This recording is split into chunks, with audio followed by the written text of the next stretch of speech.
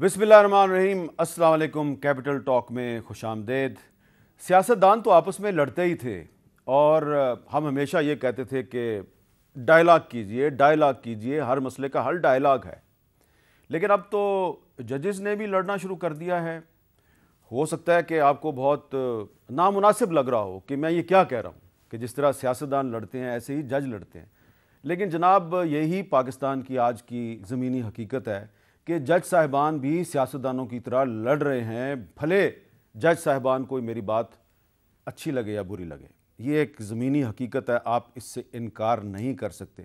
जिस तरीके से सुप्रीम कोर्ट का बेंच टूट रहा है, फिर बन रहा है और फिर सुन रहे हैं कि दोबारा फिर जो है वो बन जाएगा, तो हम सियासतदानों को कहते हैं कि आपस में डायलॉग करो और बातचीत से मसले का हल करो, लेकिन मुझे समझ नहीं आ रही कि जजेस को हम कैसे कहें, क्योंकि आज पाकिस्तान का हर मसला जो है वो सुप्रीम कोर्ट में पहुंचता है। तो और ये हमारे लिए एक उम्मीद की किरण थी कि आखिरकार जो भी मसला सुप्रीम कोर्ट में पहुंचता है उसका कोई ना कोई हल निकल आता है, लेकिन अब सुप्रीम कोर्ट भी जो है वो एक मैदान जंग बन चुकी है। तो ये जो अवाम की आखिरी उम्मीद है, इसको मज़ीद जंगो जदल से कैसे बचाया जा सकता है, इस पे हम बात करेंगे।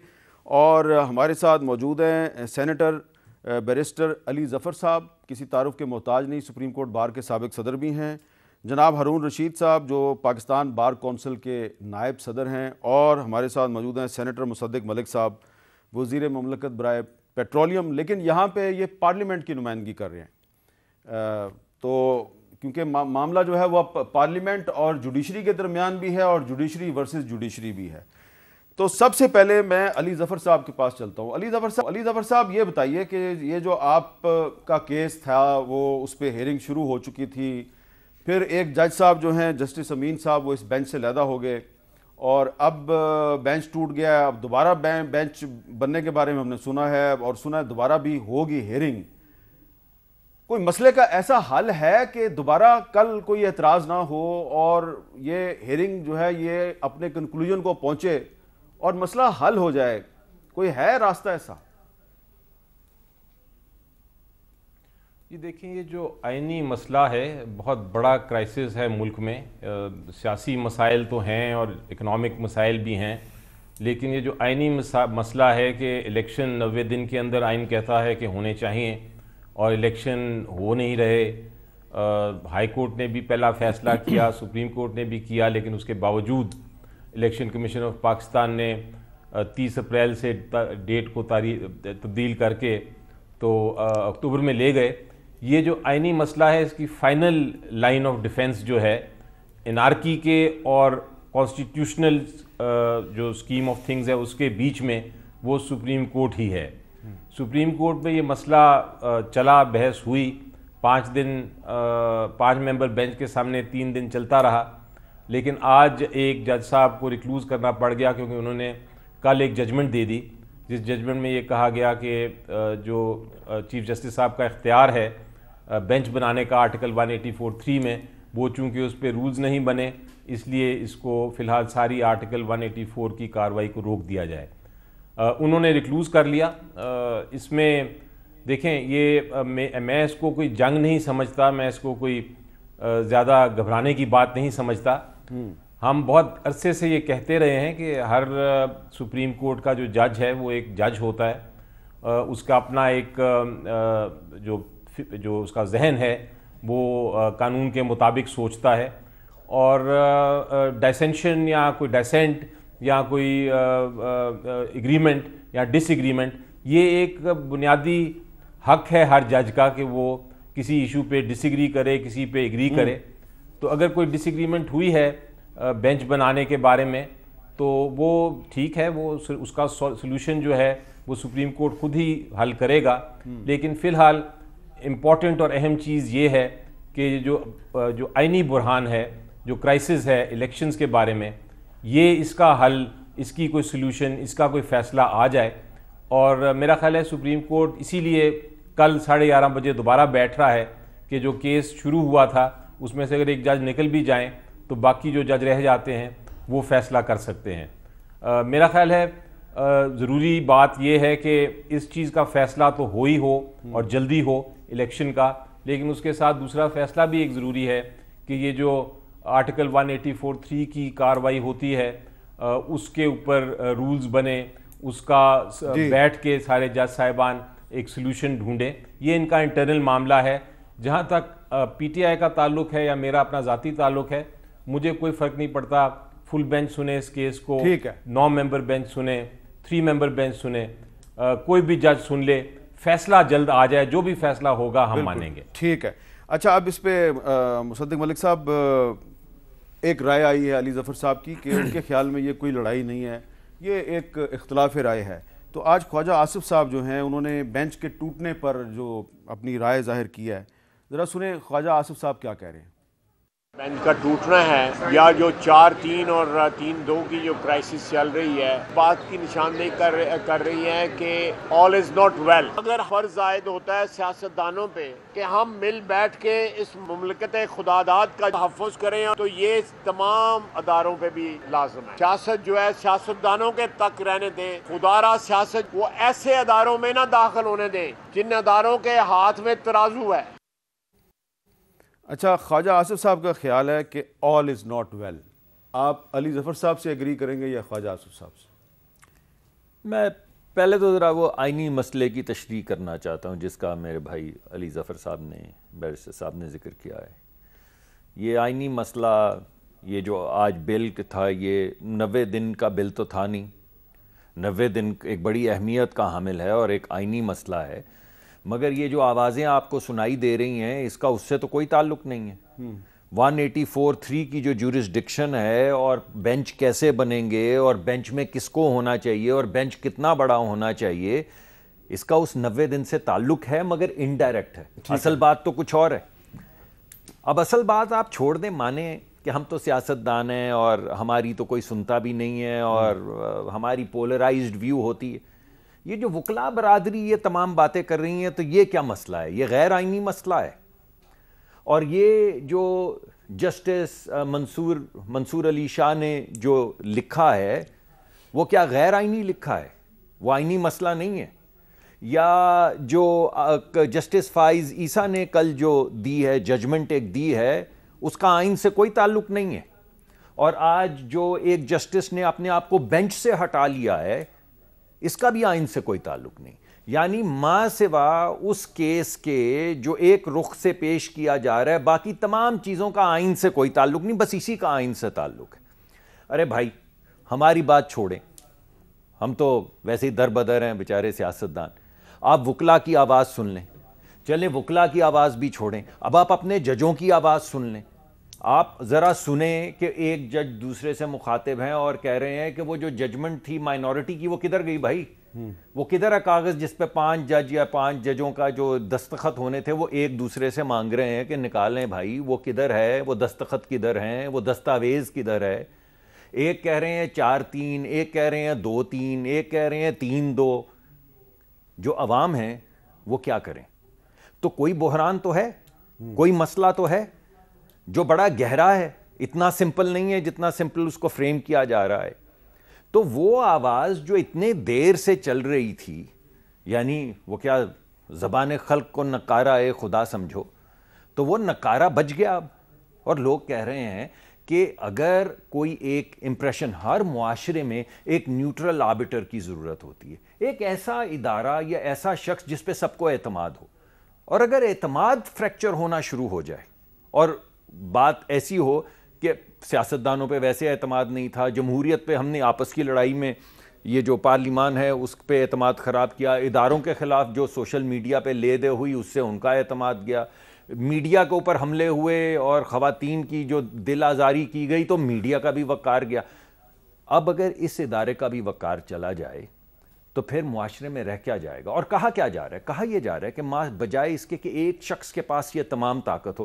ارے بھائی, پولیٹیشنز نہیں فیصلہ کریں گے, پارلیمان نہیں فیصلہ کرے گی, 3 سینئر موسٹ جج جو سپریم کورٹ کے ہیں وہ فیصلہ کریں کہ بینچ کیسے بنے گا, سو موٹو کیسے. تو اگر آپ کے خیال میں یہ کہہ رہے ہیں کہ آپ کے سپریم کورٹ جو ہے وہ پارلیمنٹ کی جو لیجسلیشن ہے جس کو آج سینٹ نے بھی منظور کر دیا ہے, اس کو ایکسیپٹ کر لے تو مسئلہ حل ہو؟ نہیں, دیکھیے نا, ایک پاور جو ہے وہ سنگل پرسن, دیکھیں نا, آپ نے اگر ادارہ مضبوط کرنا ہے تو ادارے کو توسیع دیں, اور اگر شخص کی طاقت، کسی شخصی طاقت کو بڑھانا ہے تو شخص کو ٹھیک ہے صرف توقیر دیں. اچھا آپ ذکر کر رہے ہیں جی کہ ججز کے ساتھ ساتھ جو وکلا ہے وہ بھی آپس میں تقسیم ہے، اسی لیے ہم نے ہارون رشید صاحب کو دعوت دی ہے جو پاکستان بار کونسل کے وائس چیئرمین ہیں. ہارون رشید صاحب یہ بتائیں سب سے پہلے کہ یہ جو بار بار ذکر ہو رہا ہے کہ آج قاضی فائز عیسیٰ صاحب کی سربراہی میں جو ایک بینچ ہے اس کی ایک 3 ممبر بینچ کی ایک ورڈکٹ سامنے آئی ہے، تو اس میں سے جسٹس امین صاحب نے اپنے آپ کو علیحدہ کر لیا ہے. یہ کیا واقعی آج ہی یہ فیصلہ جاری ہوا؟ نہیں میر صاحب، یہ تو 15 مارچ کا فیصلہ ہے جو آج منظر عام پر ہے. 15 مارچ کو لکھا گیا تھا؟ جی 15 مارچ. یہ ساری کہانی سے پہلے کا واقعہ؟ جی یہ ساروں سے پہلے کا ہے اور اسے کنسیڈر ہی نہیں کیا گیا. اچھا لیکن ہم تو یہ چاہتے ہیں کہ اگر سپریم کورٹ میں کوئی میٹر جائے تو وہ پبلک کو بھی اعتماد ہونا چاہیے اور سارے اداروں کو بھی اعتماد ہونا چاہیے کہ سپریم کورٹ جو بھی فیصلہ کرے گی وہ قوم اور ملک کی بہتری کے لیے ہوگا. تو میں یہ سمجھا ہوں آپ کی بات سن کے کہ یہ جو آج قاضی فائز عیسیٰ صاحب کی سربراہی میں جو 3 ممبر بینچ کا فیصلہ آج سامنے آیا ہے، یہ 15 مارچ کو لکھ کر چیف جسٹس صاحب کو دے دیا گیا تھا اور انہوں نے اس کو نظر انداز کر دیا. 15 مارچ کا آرڈر ہے یہ، اور ان کو پتا تھا کہ یہ آرڈر ہے، اس کے باوجود انہوں نے یہ بینچ بنا دیا. ڈیفینیٹلی پتا ہوگا اگر بینچ کا آرڈر ہے تو وہ تو پھر. اچھا اب اس میں سے جسٹس امین صاحب نکل گئے ہیں. اب کل اگر 4 ممبر بینچ جو ہے وہ دوبارہ ہیئرنگ کرتا ہے تو قاضی فائز عیسیٰ صاحب یہ کہہ سکتے ہیں کہ یہ کنٹیمپٹ آف کورٹ ہے؟ دیکھنا وہ تو اس لیے کہہ سکتے ہیں کہ انہوں نے اپنا ایک آرڈر پاس کیا ہوا ہے، لیکن شروع دن سے جب یہ رفٹ شروع ہوئی تو ہمارا پاکستان بار کونسل کا اور وکیلوں کا یہی ایجنڈا تھا کہ فل بینچ تشکیل دیا جائے. فل بینچ میں جو بھی ڈیسیجن ہوگا وہ آل پارٹیز کو یا عوام کو یا اداروں کو ایکسیپٹیبل ہوگا.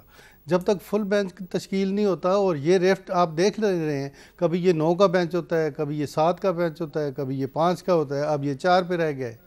تو جو لوگوں کی سوچ ہے اس کے مطابق اگر کیا جائے اور آئین کی روح کے مطابق کیا جائے، 183(4) میں تو 184 اس میں تو یہ مینشن ہی نہیں ہے کہ کتنے بینچ ہوں گے. وہ تو ظاہر ہے جب تک نہیں ہے یہ پروویژن تو چیف صاحب اپنا اختیار استعمال کرتے ہیں.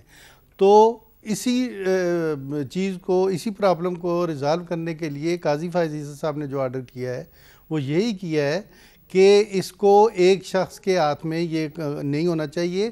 کم از کم 3 سینئر جو ججز ہیں وہ یہ ڈیسائیڈ کریں کہ اگر اتنا کوئی پرابلم ہے، کوئی نیشنل انٹرسٹ کا ہے، پبلک امپورٹنس کا میٹر ہے، تو وہ کم از کم 3 جج بیٹھ کے ڈیسائیڈ کریں کہ کون سا بینچ سنے گا، کتنے لوگ ہوں گے. تو اب میں ابھی علی ظفر صاحب کے پاس جاتا ہوں، لیکن مجھے یہ ذرا مختصراً بتائیں کہ کل ہم تو سب چاہتے ہیں کہ مسئلہ حل ہو جائے، تو کل جب یہ بیٹھیں گے 4 ممبر بینچ جب بیٹھے گا تو پہلے وہ اس قاضی فائز عیسیٰ صاحب والی ججمنٹ کے معاملے کو دیکھے گا یا ڈائریکٹ پرانا جو ایشو چل رہا ہے اس کی طرف چلا جائے گا؟ ویسے تو اگر قاضی فائز عیسیٰ صاحب کا آرڈر اس کو نہیں کیا جاتا یا اس کو نہیں دیکھا جاتا تو وہ تو اسی طرح موجود ہے. اب تو قاضی صاحب اس کو نظر انداز نہیں کیا جا سکتا. اس کو وہ بھی تو سپریم کورٹ کا ہی آرڈر ہے اور 3 رکنی آرڈر ہے. اچھا علی ظفر صاحب اب یہ بتائیں نا، یہ ایک اب آئینی معاملہ ہے کہ ایک 3 ممبر بینچ کا آلریڈی ایک آرڈر موجود ہے اور 4 ممبر بینچ دوبارہ اگر 184(3) کے تحت جو آپ نے پٹیشن کیا ہے اس کو سننا شروع کر دیتا ہے تو ایک کوئی نیا مسئلہ تو نہیں کھڑا ہو سکتا؟ جی دیکھیں، یہاں تک تو بالکل درست ہے کہ جو 3 ممبر بینچ کا میجورٹی 2-1 کا جو فیصلہ ہے جس میں قاضی فائز عیسیٰ صاحب ہیڈ کر رہے تھے، وہ سپریم کورٹ کی ایک ججمنٹ ہے یا ایک آرڈر ہے، انٹرم صحیح لیکن ایک آرڈر ضرور ہے، اور اس میں یہ کہا گیا ہے کہ آرٹیکل 184(3) کے جو کیسز ہیں ان کو روک دیا جائے. تو آرڈر تو ہے وہ، لیکن سپریم کورٹ کا ایک اور بھی رول ہے اور وہ یہ ہے کہ ایک اگر بینچ 3 ممبر بینچ ہے تو جو سے زیادہ نمبر کا بینچ ہے 4-5 کا یا اس سے زیادہ، وہ اوور رول کر سکتا ہے اس فیصلے کو اور کارروائی کر سکتا ہے. تو یہ ایک ایسی سچویشن آ گئی ہے جس میں ایک لارجر فورم جو ہے سپریم کورٹ کا، وہ ایک جو مائنورٹی والی یا اسے کم نمبر والی ججمنٹ ہے اس کو نظر انداز کر کے یا اس کو سسپینڈ کر کے آگے چل سکتا ہے. تو یہ پہلے بھی ہوا ہے ہماری ہسٹری میں، تاریخ میں، کہ اسمالر بینچز کے جو چھوٹے بینچز کے آرڈرز ہیں وہ زیادہ سینئر یا زیادہ تعداد والے بینچ نے اس کو اوور رول کیا ہے. تو اس قسم کا مسئلہ تو ضرور ہے, اور جو کل 4 ممبر بینچ ہے اس نے اس کو دیکھ کے کرنا ہے فیصلہ. لیکن میں اس کو سمجھتا ہوں کہ یہ زیادہ انٹرنل ایشو ہے, بیکاز ڈائریکشن دیا گیا ہے جو 3 ممبر بینچ نے, وہ ایک انٹرنل ڈائریکشن ہے اپنے ہی سپریم کورٹ کے پروسیس کو ریگولیٹ کرنے کے لیے. تو اب اس کو سپریم کورٹ خود ہی حل کر سکتا ہے, یہ میرا یا آپ کا یا کسی آؤٹ سائڈر کا کام نہیں ہے. یہ اس وقت انٹرنل ایشو ہے. جس طرح ایک پارلیمنٹ میں مسئلہ اٹھتا ہے, ڈیبیٹ ہوتی ہے, اسپیکر صاحب یا چیئرمین صاحب سینٹ کے اوور رول کر دیتے ہیں, وہ جس طرح وہ انٹرنل معاملہ ہے, اس طرح یہ بھی ایک انٹرنل معاملہ ہے بالکل ٹھیک ہے عدالت کا, جو انہوں نے خود ہی ریزالو کرنا ہے. وہ کس طرح ریزالو کرتے ہیں وہ ہم دیکھ لیں گے. چلے, یہ میں آپ کی بات سے اتفاق کرتے ہوئے اس کو انٹرنل معاملہ میں تسلیم کر لیتا ہوں. لیکن میں تو ہوں ایک جرنلسٹ, میرے سامنے ایک ہسٹری ہے اور زیادہ پرانی ہسٹری نہیں ہے. آپ کو یاد ہوگا 2007 میں سپریم کورٹ کی طرف سے ایک پریمپٹیو آرڈر دیا گیا تھا کہ ایمرجنسی نہیں لگنی چاہیے پاکستان میں, اور تمام پاکستان کے اداروں سے کہا گیا تھا کہ کانسٹیٹیوشن آف پاکستان کو سسپینڈ کرنے کی کوشش نہ کی جائے. لیکن پھر ایمرجنسی جب لگ گئی اور کچھ ججز نے نئے پی سی او کے تحت حلف اٹھا لیا, تو بعد میں ان ججز کو کنٹیمپٹ آف کورٹ کا نوٹس دیا گیا کیونکہ انہوں نے سپریم کورٹ کے ایک آرڈر کی خلاف ورزی کی, اور پھر ان ججز نے سمیت جسٹس عبدالحمید ڈوگر کے معافی مانگی تھی. اس لیے میں نے یہ سوال اٹھایا کہ میرے سامنے ایک ہسٹری ہے سپریم کورٹ آف پاکستان کی کہ سپریم کورٹ کے ججز نے اپنے بردر ججز کو کنٹیمپٹ آف کورٹ کا نوٹس دیا. جی بالکل, وہ مجھے یاد ہے, وہ کیسوں میں میں بھی انوالو تھا, مختلف وکیل اور بھی انوالو تھے, اور وہ بحث کافی لمبی چلتی رہی تھی کہ کیا کنٹیمپٹ دی جا سکتی ہے ایک جج سے دوسرے جج کو, اور وہ اس سے پہلے کہ ان کا فیصلہ ہو کہ کنٹیمپٹ ہو سکتی ہے کہ نہیں, بہت سارے جج صاحب ریزائن کر گئے تھے. لیکن آپ کی بات درست ہے کہ یہ ایسا بھی ہماری ہسٹری میں ہے, ایسا بھی ہماری ہسٹری میں دیکھنے میں آیا ہے, جوڈیشل ہسٹری میں, جہاں آپ کو یاد ہے نواز شریف صاحب کے خلاف کنٹیمپٹ کا معاملہ چل رہا تھا, اور اس زمانے میں 2 یا 3 بینچز بن گئے تھے, اور انہوں نے آپس میں ایک بینچ ایک آرڈر فرماتا تھا, دوسرا بینچ اس کو سسپینڈ کر دیتا تھا, اور لٹرلی ایک کمرے سے دوسرے کمرے میں وہ ایک جس کو کہتے ہیں میزائلز کی طرح وہ اسٹے آرڈرز اور ختم ہو رہے تھے. تو وہ یہ بھی ہسٹری ہے تاریخ ہماری. لیکن میرا نہیں خیال کہ اس لیول پہ یہ ایشو اس لیول کا ہے. یہ ایشو ایک میرا خیال پرنسپل کا ایشو ہے, جس میں یہ پرنسپل یہ طے کرنا ہے کہ چیف جسٹس کی جو ہمیشہ سے پاور تھے, جو اختیار وہ استعمال کرتے رہے تھے بینچز بنانے کا, جو ان کو ڈفرینشیٹ کرتا ہے چیف جسٹس کو ایک نارمل سپریم کورٹ کے جج سے, کیا وہ اب اس میں تبدیلی کی ضرورت ہے یا نہیں ہے. یہ ایک ایشو ہے جو انٹرنلی بھی ریزالو ہو رہا ہے, اور اس سلسلے میں ایک بل کی شکل میں آ گیا ہے جو سینٹ نے آج پاس کیا ہے. ابھی قانون بھی شاید بن جائے جب پریزیڈنٹ صاحب اس کو سینٹ دیں گے. اس کا میرے بھائی مصدق صاحب نے ذکر کیا ہے اس بل کا, میں تھوڑی سی اس کا بھی بات کرنا چاہتا ہوں. وہ بل مصدق صاحب نے کہا کہ وہ اس کا آرٹیکل 90 دن سے تعلق نہیں ہے, لیکن آرٹیکل 184(3) سے تعلق ہے. وہ درست ہے. وہ بل میں ایسی چیزیں ہیں میرٹس پہ جو درست بھی ہیں, ہم سارے وکلا بڑی دیر سے کہتے رہے ہیں کہ اس میں ہونی چاہیے تبدیلیاں, لیکن میری آبجیکشن اس بل سے میرٹس سے زیادہ اس کے طریقہ کار سے ہے. ایک تو ٹائمنگ اس کی, کیونکہ وہ اس وقت لایا جا رہا ہے, یہ بل ایک دم راتوں رات آیا ہے جب کہ یہ کیس چل رہا تھا جس کی آپ بات کر رہے ہیں, جس میں یہ ایشو سپریم کورٹ کے ججز خود بھی دیکھنا چاہ رہے ہیں کہ کیا پروسیس ہونا چاہیے بینچز فارمیشن کا. تو راتوں رات یہ بل آ گیا, جو نیشنل اسمبلی نے بھی ایک دن میں ہی اس کو ایکسیپٹ کر لیا, اور آج بالکل ڈیبیٹ کے بغیر بدقسمتی سے سینٹ نے بھی ایکسیپٹ کر لیا اس کو. لیکن میرا دوسرا اعتراض اس سے بھی زیادہ فنڈامنٹل ہے, اور وہ یہ ہے کہ آئین میں بڑا واضح لکھا ہے کہ سپریم کورٹ کی جب جورسڈکشن کی ہم بات کرتے ہیں یا اس کے اختیارات کی بات کرتے ہیں, تو یہ لیجسلیچر عام قانون کے ذریعے اس میں جو پارلیمنٹ ہے ہمارا, وہ عام قانون کے ذریعے اس میں کوئی تبدیلی نہیں کر سکتا, وہ صرف اور صرف آئینی ترمیم کے ذریعے ہو سکتی ہے. تو میں نے آج اعتراض اٹھایا تھا سینٹ کے سامنے کہ یہ کیسے ہو سکتا ہے کہ جان بوجھ کے ہم ایک ایسا قانون پاس کر دیں جو آئین کے خلاف ہے. آئین کہتا ہے کہ سپریم کورٹ کی پاورز دینے کے لیے یا تبدیل کرنے کے لیے اختیارات آپ کو آئینی ترمیم چاہیے, تو آپ عام قانون کے ذریعے کیسے کر رہے ہیں؟ یہ اچھی چیزیں آپ لے کے آ رہے ہیں, ترامیم اچھی ہیں, میں خود اگری کرتا ہوں بہت ساری ترامیم سے, لیکن ان کا طریقہ کار جو ہے وہ آئین کے مطابق آئینی ترمیم کے ساتھ کریں. ٹھیک ہے, تو یہ میرا آبجیکشن ہے, میرٹس پہ مجھے کوئی اعتراض نہیں ہے. بالکل آپ نے ایک بڑا جینون نقطہ اٹھایا ہے, اور آپ بھی سینیٹر ہیں اور مصدق ملک صاحب بھی سینیٹر ہیں. تو ملک صاحب میں ابھی آپ کے پاس آتا ہوں, آپ کی اجازت سے میں ایک بریک لیتا ہوں, بریک کے بعد دوبارہ ملتے ہیں.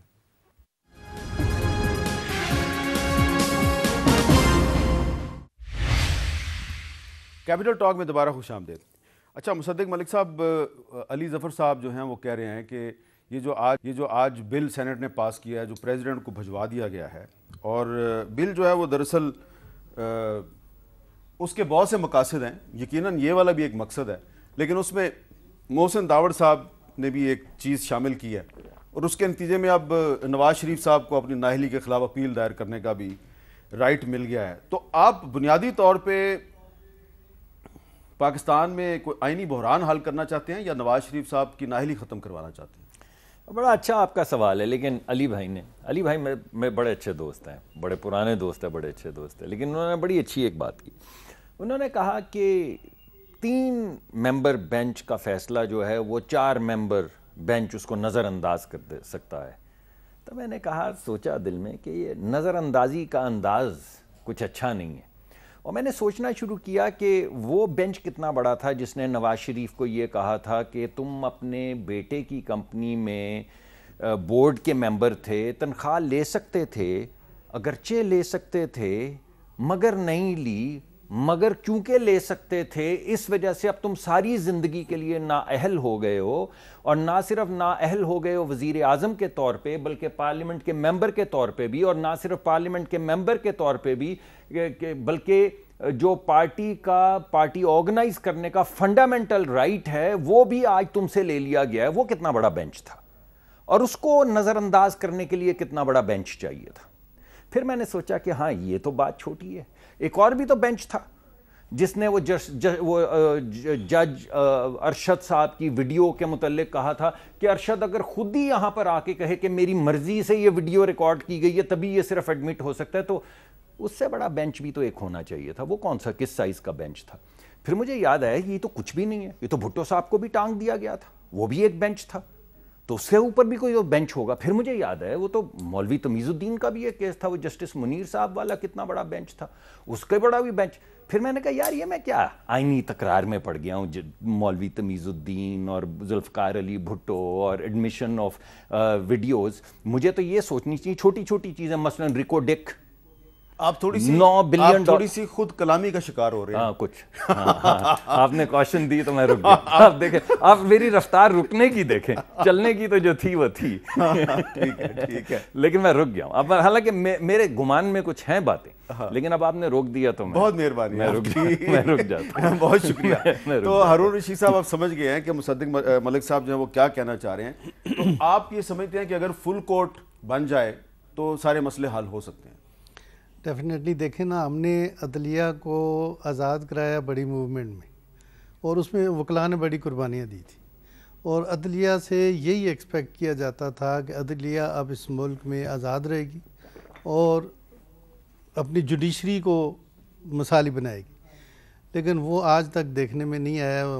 لیکن یہ جو آج پارلیمنٹ کے ایوان بالا نے جو آج ایک بل منظور کیا, اس میں تو نواز شریف صاحب کی اور بہت سے دوسرے لوگوں کی نااہلی کے خاتمے کا نسخہ بھی شامل ہو گیا ہے, تو آپ کے خیال میں یہ جائز چیز؟ لیکن دیکھیں جو بھی معاملات ہوئے ہیں پہلے, اور جو غلط فیصلے ہوئے ہیں, بھٹو صاحب کا بھی فیصلہ تو غلط تھا نا, ابھی تک وہی ججز پچھتا رہے ہیں.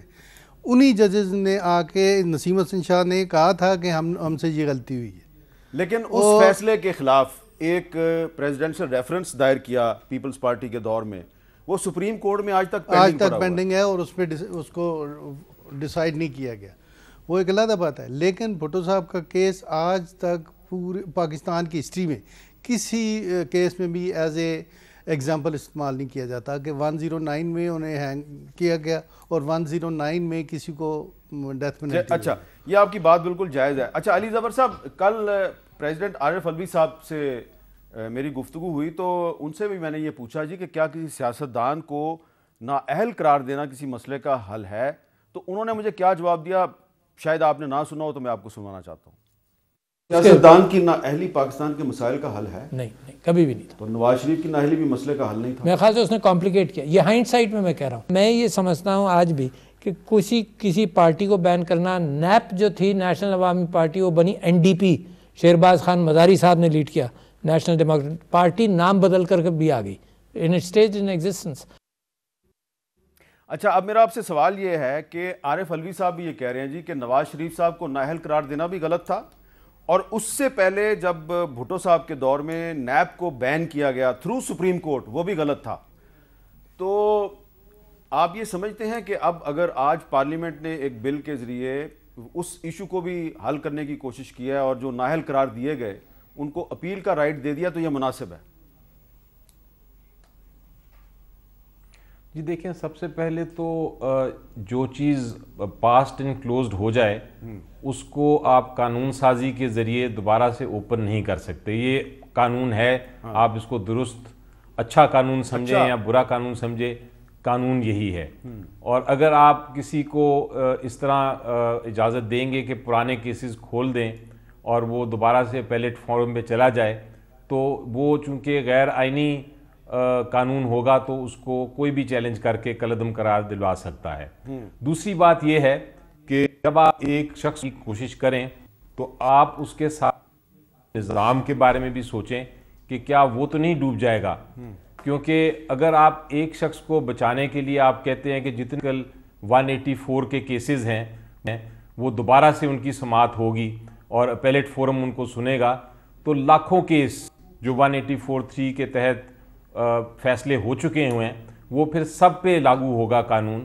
وہ سارے کے سارے کیسز پھر دوبارہ کھل سکیں گے, تو آپ کا جوڈیشل سسٹم تو پھر ختم ہو جائے گا. آپ کو تو پھر ایک الگ کورٹ بنانا پڑے گا جو صرف یہی کام کرتا رہے, کیونکہ عام لوگوں کے جو آلریڈی ڈیلیڈ کیسز ہیں وہ سنے نہیں جائیں گے. تو یہ ذرا سوچنے سمجھنے کی باتیں ہیں کہ آپ ایک کام کرنے جا رہے ہیں, ایک شخص کو فائدہ, ٹھیک ہے آپ کا خیال ہے کہ اس کو فائدہ پہنچنا چاہیے, پارلیمنٹ کا اگر خیال ہے پہنچنا چاہیے تو پارلیمنٹ قانون پاس کر دے. وہ قانون شاید جیسا میں نے کہا کہ انویلڈ ہی ہوگا, انکانسٹیٹیوشنل ہوگا, لیکن اس کو آپ سائٹ پہ بھی کر دیں, تب بھی آپ کو یہ تو سوچنا ہے نا کہ اس کا نقصان جوڈیشل سسٹم پہ تو نہیں ہے. ایک منٹ یہاں پہ ذرا میں تھوڑی کلیئرٹی چاہتا ہوں. سپریم کورٹ کا بالکل ہی کام رک جائے گا. میں کلیئرٹی چاہتا ہوں کہ آپ کی رائے میں یہ جو بل پاس کیا گیا ہے اور نواز شریف سمیت بہت سے لوگوں کو جن کو نااہل قرار دیا گیا ان کو ون ٹائم اپیل کا رائٹ دیا گیا, تو آپ کے خیال میں یہ امپلیمنٹ نہیں ہو سکتا؟ جی میری نظر میں یہ قانون پاسٹ اینڈ کلوز ٹرانزیکشن کو آپ اس طرح نہیں کھول سکتے قانون سازی کے ذریعے. اس کے لیے بھی شاید آپ کو اس سے بھی بڑی قانون سازی کرنی پڑے کہ آپ آئین میں ہی تبدیلی کریں, کانسٹیٹیوشنل امینڈمنٹ کریں, آئین میں ترمیم چاہیے اور ان آرڈرز کو سیٹ اسائڈ کریں, کانسٹیٹیوشنل امینڈمنٹ کریں. اچھا, اگر آپ نے کرنا بھی ہے, اور وہ بھی پھر آپ کا جس طرح میں نے کہا کہ جوڈیشل سسٹم سارا خراب ہو جائے گا. آپ کو یاد ہے کہ جب مارشل لاء کے زمانے کے کیسز تھے ان کے اوپر بھی ایک طرح سے آئینی ترمیم کرنی پڑی تھی. آرٹیکل 270, 270A, 270B, C سارے آئے تھے. تو یہ اتنا آسان کام نہیں ہے کہ آپ ایک قانون پاس کر دیں 2 دن میں اور آپ کے جناب یہ سارے جو پرانے کیسز تھے, عدالتی فیصلے جو تھے جن کی اپیل ختم ہو گئی ہوئی ہے, ٹائم ختم ہو گیا ہے, ان کا ریویو بھی ختم ہو گیا ہے, تو ان کو ہم ری اوپن کر دیں. یہ پتہ نہیں کون سی قانون سازی ہو رہی ہے. ہماری بنانا ریپبلک تو نہیں ہے, یہاں تو بڑے پرنسپلز ہیں قانون کے جو ہمیں جن کا خیال رکھنا پڑتا ہے جب بھی ہم قانون سازی یہ جو بات آپ کہہ رہے ہیں, اسی لیے میں ریکویسٹ کر یہ جو بات آپ کہہ رہے ہیں, کیا آپ کے خیال میں یہ اعظم نذیر تارڑ صاحب کو یہ چیز اس کی سمجھ نہیں ہے کوئی بھی؟ نہیں, شاید بالکل سمجھ ہوگی. وہ بہت پائے کے وکیل ہیں اور لا منسٹر ہیں ہمارے, بہت عزت ہے, میرے دوست بھی ہیں وہ. لیکن کئی بار آپ کوشش کرتے ہیں کسی کو فائدہ پہنچانے کے لیے, آپ کی پولیٹیکل کمپلشنز ہوتی ہیں شاید, لیکن اس کے لیے آپ کو خیال رکھنا پڑتا ہے کہ یہ واقعی قانون جو میں بنا رہا ہوں کسی کو خوش کرنے کے لیے, وہ قانون بن بھی سکتا ہے کہ نہیں، اور وہ قانون کہیں آئین کے تو کانفلکٹ میں نہیں ہے، اور وہ قانون ہمارے جوڈیشل سسٹم کو تو نقصان نہیں پہنچائے گا. یہ ساری ذمہ داریاں بھی ہوتی ہیں، اور یہ میرا خیال ہے پارلیمنٹ کے اوپر ذمہ داری زیادہ آتی ہے کہ ان کو چاہیے تھا کم از کم کہ ڈیبیٹ کریں. بالکل ٹھیک ہے، اور مجھے یقین ہے کہ مصدق ملک صاحب دوبارہ خود کلامی کے لیے تیار ہو چکے ہیں.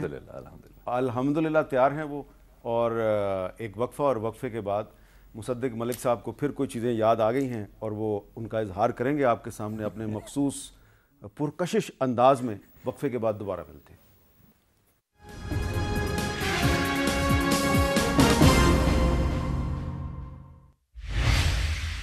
کیپٹل ٹاک میں خوش آمدید. ملک صاحب، تھوڑی دیر پہلے علی ظفر صاحب یہ فرما رہے تھے کہ نواز شریف صاحب کی نااہلی ایک کلوز ٹرانزیکشن ہے، یہ دوبارہ ری اوپن نہیں ہو سکتا. تو ٹھیک ہے، مت کیجئے.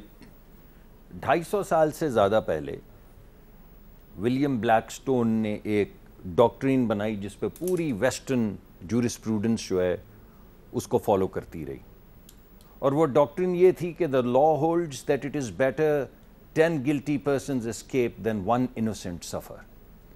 یعنی 18ویں صدی میں آپ سوچے کیا وقت ہوگا. ہم 2022 میں بیٹھے، آج آپ کے 23 میں بیٹھے آپ کے ٹی وی پروگرام پہ یہ بات کر رہے ہیں، اور آج سے 250 سال سے زیادہ 251-52 سال پہلے کسی نے سوچا کہ ایک انوسنٹ آدمی کو ٹانگ دیا جائے. یار یہ انسانیت ہے، یہ ہے انصاف. یہ کورٹ عدالت، یہ بڑے بڑے جبے اس لیے پہنے جاتے ہیں کہ ایک انوسنٹ انسان کو ٹانگ دیا جائے. انہوں نے کہا نہیں نہیں نہیں، یہ نہیں ہو سکتا.